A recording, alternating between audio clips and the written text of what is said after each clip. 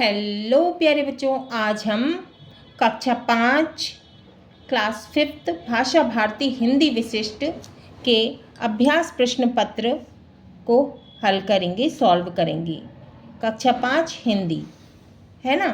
ये जो प्रश्न पत्र दिया है ये आपकी बुक में पेज नंबर 153 153 में दिया गया है।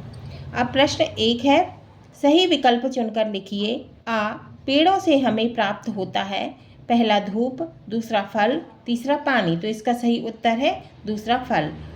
बा, अभिमन्यु युद्ध में रथ से कूद पड़ा और शत्रुओं पर वार करने लगा।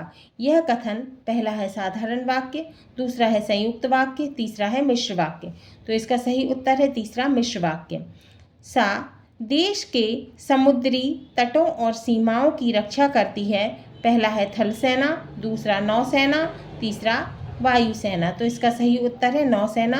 द, महाकालेश्वर मंदिर है पहला उज्जैनी में, दूसरा महेश्वर में, तीसरा पचमढ़ी में। तो इसका सही उत्तर है पहला उज्जैनी में।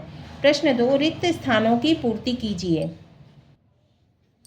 आ, प्रेम पूर्वक बच्चों पर किया गया कोई भी उपकार व्यर्थ नहीं जाता।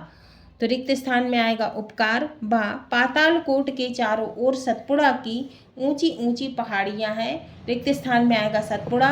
सा, बहते थे आंसू लगातार, माँ का ममत्व चित्कार उठा। रिक्त स्थान में आएगा माँ का ममत्व चित्कार उठा। प्रश्न 3, सही जोड़ियां मिलाइए। आ स्तंभ बा स्तंभ। पहला, रणभेरी युद्ध के प्रारंभ में बजाए जाने वाला वाद्य है ना।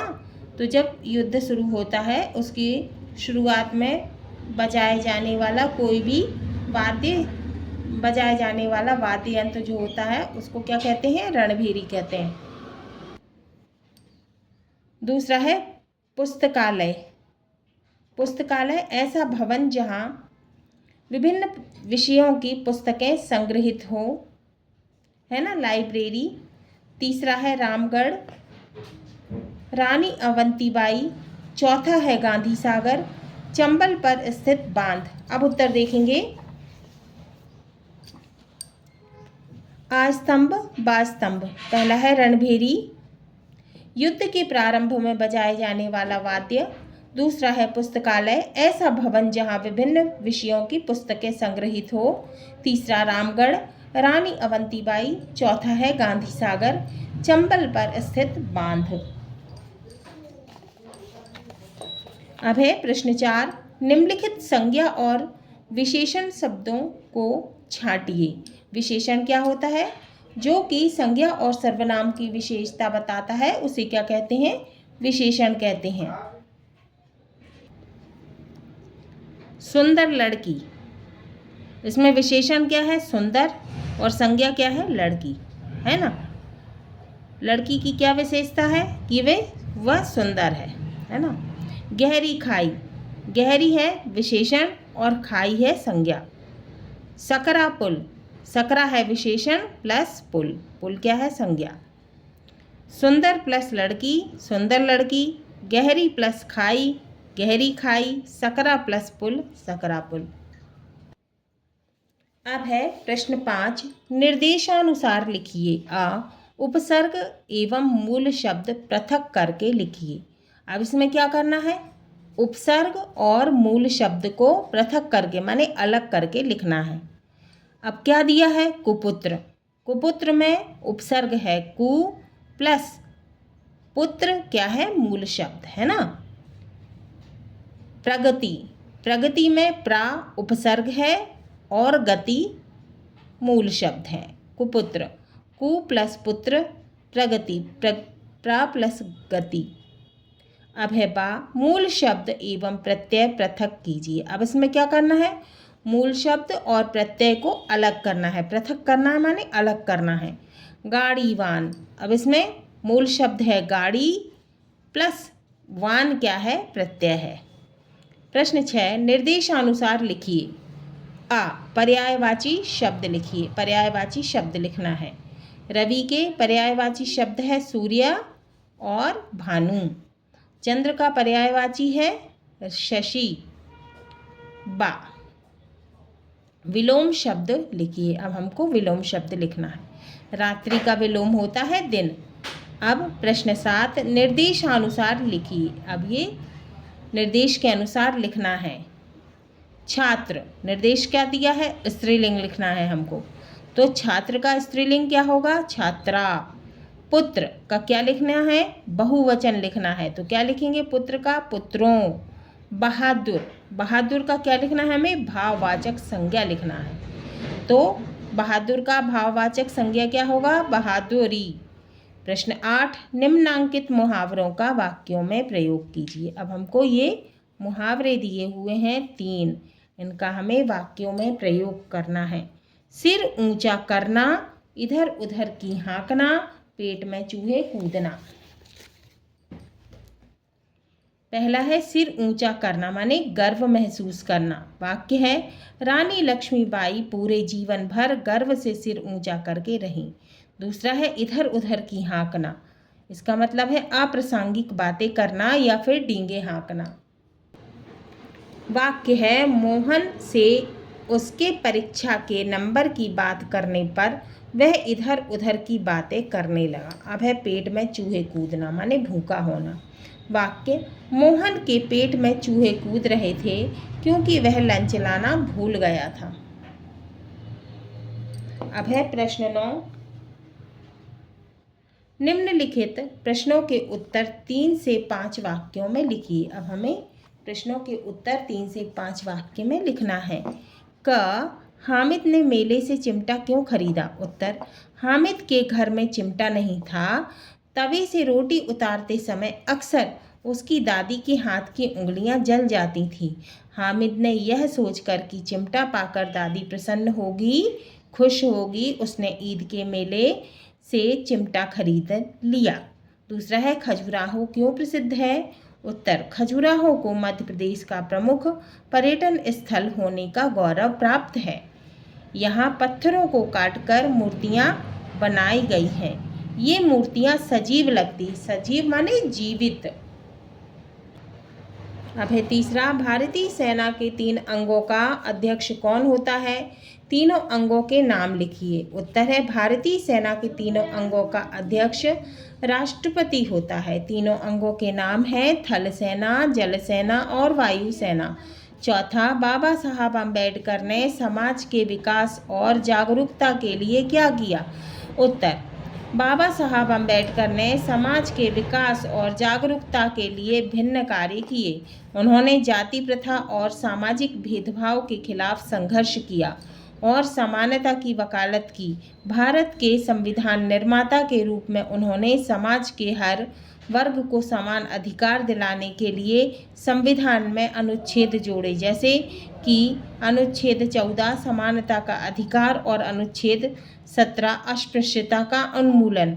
महिलाओं को संपत्ति, विवाह और तलाक के अधिकार मिले। प्रश्न 10, कविता की कोई 4 पंक्तियां लिखिए जो इस प्रश्न पत्र में ना आई हो। उत्तर है, कविता की 4 लाइनें लिख रहे हैं, तो पाठ 1 की कविता है पुष्प की अभिलाषा, है ना। पुष्प माने फूल, की अभिलाषा माने इच्छा। पुष्प की इच्छा, फूल की इच्छा, पुष्प की अभिलाषा, है ना। पाठ का नाम है पुष्प की अभिलाषा। अब इसकी 4 लाइन हमने लिखी है। चाह नहीं मैं सुरबाला के गहनों में गूथा जाऊं, चाह नहीं प्रेमी माला में विध प्यारी को ललचाऊं।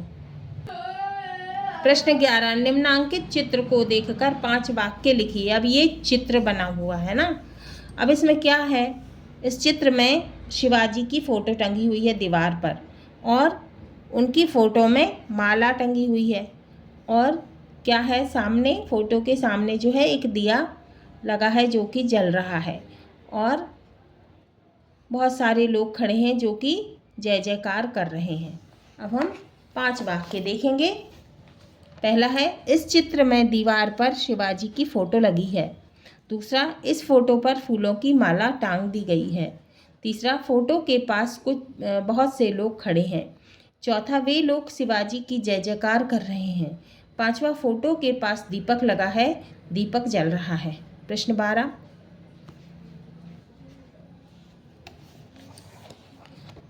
निम्नलिखित गद्यांश को पढ़कर नीचे लिखे प्रश्नों के उत्तर दीजिए। अब ये गद्यांश दिया हुआ है, इसको पढ़कर हमें ये क्वेश्चन दिए हुए हैं, प्रश्न दिए हुए हैं, तो हमको इसके उत्तर लिखना है। तिलक के स्वतंत्र एवं उग्र विचारों से रुष्ट होकर अंग्रेज सरकार इन्हें बार बार जेल में डालती रही।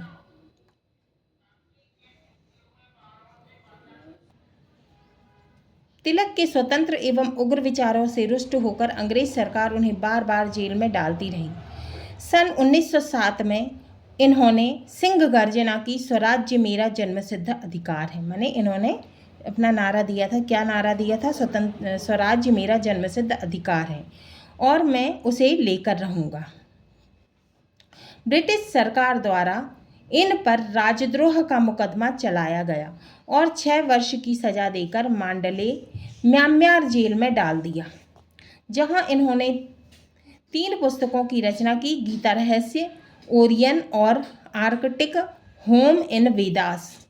तो उन्होंने 3 पुस्तकों की, किताबों की रचना की, बुक्स की। कौन कौन सी? गीता रहस्य, ओरियन और आर्कटिक होम इन वेदास। प्रश्न 1, उपरोक्त गद्यांश का उचित शीर्षक दीजिए। अब ये गद्यांश का क्या शीर्षक है? क्योंकि यह जो है गद्यांश किसके ऊपर आधारित है? बाल गंगाधर तिलक के ऊपर, है ना। तो हम इसका शीर्षक देंगे उत्तर बाल गंगाधर तिलक। दूसरा, तिलक को जेल में क्यों डाला गया? उत्तर, तिलक के स्वतंत्र एवं उग्र विचारों से रुष्ट होकर, माने क्रोध में आकर, अंग्रेज सरकार ने उन्हें जेल में डाल दिया। तीसरा, जेल में तिलक ने किन किन पुस्तकों की रचना की? कौन कौन सी बुक्स की रचना की थी? कौन कौन सी किताबों की रचना की थी? उत्तर है, पहला है गीता रहस्य, दूसरा ओरियन, तीसरा आर्कटिक होम इन वेदास। प्रश्न 13, रम्मो और कल्लो या वीर अभिमन्यु में से एक कहानी का सार अपने शब्दों में लगभग 10 पंक्तियों में लिखिए। तो हम क्या लिखेंगे? रम्मो और कल्लो। पहला है, रम्मो और कल्लो की माँ का नाम रधिया था। दूसरा, रम्मो का नाम रमावती और कल्लो का नाम कलावती था। तीसरा, बाबूजी ने रम्मो और कल्लो की पढ़ाई में बहुत मदद की थी। चौथा, दोनों ने बहुत लगन से पढ़ाई की थी और एक ही वर्ष में कक्षा 8 के स्तर तक पहुंच गई। पांचवा, बाबूजी ने उन्हें कक्षा 8 की परीक्षा दिलवाई। छठवां, दोनों परीक्षा में उत्तीर्ण हो गईं। रम्मो ने प्रथम श्रेणी और कल्लो ने द्वितीय श्रेणी के अंकों में परीक्षा उत्तीर्ण की, है ना। सातवां, अब उनकी पढ़ने की इच्छा और तीव्र हो गई, माने और तेज हो गई उनकी पढ़ने की इच्छा। आठवां, रम्मो को 100 रुपये की छात्रवृत्ति मिल गई। नौवां, उन्होंने बोर्ड परीक्षा कक्षा 10 और 12वीं में अच्छे अंकों में उत्तीर्ण की। 10वां, दोनों ने शिक्षक प्रशिक्षण 2 वर्ष का किया और जल्दी ही उन्हें नौकरी मिल गई और वे दीदी बन गईं। 14वां, गांधी मेडिकल कॉलेज भोपाल में पढ़ रही अपनी छाया दीदी को जन्मदिन की बधाई देते हुए एक पत्र लिखिए। छाया दीदी, उत्तर है छाया दीदी, गांधी मेडिकल कॉलेज भोपाल। प्रिय छाया दीदी, सादर प्रणाम। मुझे यह जानकर बहुत खुशी हुई कि आज आपका जन्मदिन है। इस शुभ अवसर पर मैं अपनी ओर से आपको हार्दिक शुभकामना और बधाई देती हूँ। ईश्वर आपको अच्छे स्वास्थ्य और सफलता और खुशियाँ दें। आपकी मेहनत आपको सफल डॉक्टर बनाएगी। मुझे आप पर गर्व है। आपका मार्गदर्शन और स्नेह मेरे लिए हमेशा अनमोल रहेगा। आपकी छोटी बहन।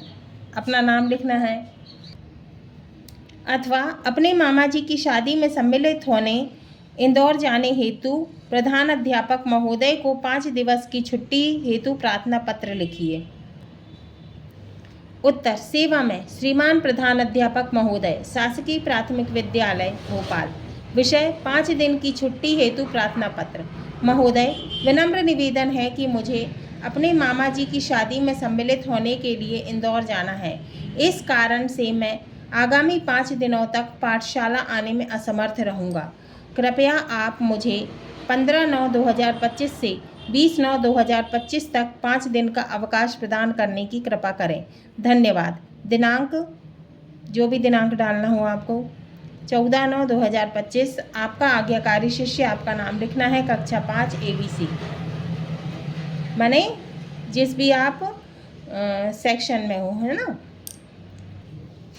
प्रश्न 15, निम्नलिखित विषयों में से किसी एक विषय पर कम से कम 10 वाक्य लिखिए। रक्षाबंधन पहला, दूसरा प्रातःकाल, तीसरा मेरा बस्ता।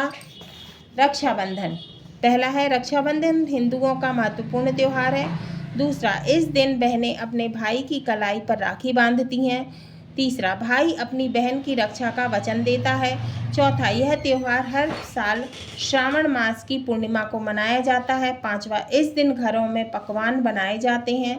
छठवां, भाई बहन एक दूसरे को उपहार देते हैं। सातवां, यह त्यौहार प्रेम, विश्वास और सुरक्षा का प्रतीक है। आठवां, इस दिन बहनें भाइयों को आशीर्वाद देती हैं और भाई बहनों को सुरक्षा का वचन देते हैं। नौवां, बहनें भाइयों की लंबी उम्र की कामना करती हैं। 10वां, कई जगहों पर महिलाएं सैनिकों को भी राखी बांधती हैं। प्रातःकाल पहला, दूसरा है प्रातःकाल, दूसरा विषय क्या दिया है, प्रातःकाल। अब इसमें पहला पॉइंट है, प्रातःकाल दिन का सबसे शांत और पवित्र समय माना जाता है। दूसरा, सुबह जल्दी उठने से शरीर और मन ताजगी महसूस करते हैं। तीसरा, प्रातःकाल में ताज़ी हवा और शुद्ध वातावरण स्वास्थ्य के लिए लाभदायक होते हैं। चौथा, इस समय सूर्य की किरणें शरीर को ऊर्जा प्रदान करती हैं। पांचवा, प्रातःकाल सभी व्यायाम करते हैं। छठवां, इस समय ताज़ी हवा बहती है जो स्वास्थ्य के लिए बहुत लाभदायक होती है। सातवां, पक्षियों की चहचहाहट से वातावरण मधुर और आनंदमय लगता है। आठवां, सुबह का सूरज प्रकृति को नई ऊर्जा और रोशनी प्रदान करता है। नौवां, विद्यार्थी इस समय पढ़ाई करें तो उन्हें अधिक एकाग्रता और स्मरण शक्ति मिलती है। 10वां, प्रातःकाल किया गया नाश्ता दिन भर की ऊर्जा प्रदान करता है। अब है तीसरा पॉइंट, मेरा बस्ता। पहला, अन्य बच्चों की तरह मेरे पास भी एक स्कूल का बस्ता है, बैग है। दूसरा, मेरे बस्ते का रंग गहरा नीला है। तीसरा, मेरे बस्ते में कई बड़ी बड़ी जेब हैं जिनमें मेरी सभी पुस्तकें एवं कॉपियाँ आसानी से आ जाती हैं। चौथा, मेरे बस्ते के अंदर वाले भाग में बरसाती लगी है जिससे बारिश में भी मेरी पुस्तकें सुरक्षित रहती। पांचवा, मेरे बस्ते में एक खुली बाहरी जेब है जिसमें मैं अपनी पानी की बोतल रखता हूँ या रखती हूँ। छठवां, इसमें प्लास्टिक की छोटी सी पारदर्शक जेब भी है जिसमें एक कागज़ पर मैंने अपना नाम लिख कर रखा है। सातवां, मेरे बस्ते पर मनमोहक कार्टून चित्र भी लगे हैं। आठवां, बस्ते को उठाने के लिए एक मजबूत बेल्ट भी लगी है। नौवां, मैं अपने बस्ते को हमेशा साफ रखता हूँ या रखती हूँ। 10वां, मैं अपने बस्ते को बहुत पसंद करता हूँ या करती हूँ। ये भी लिख सकते हैं, मेरे बस्ते में जेब है जिसमें मैं अपना लंच बॉक्स भी रखती हूँ या रखता हूँ, है ना। हाँ तो बच्चों, ये हमारा अभ्यास प्रश्न पत्र पूर्ण हुआ।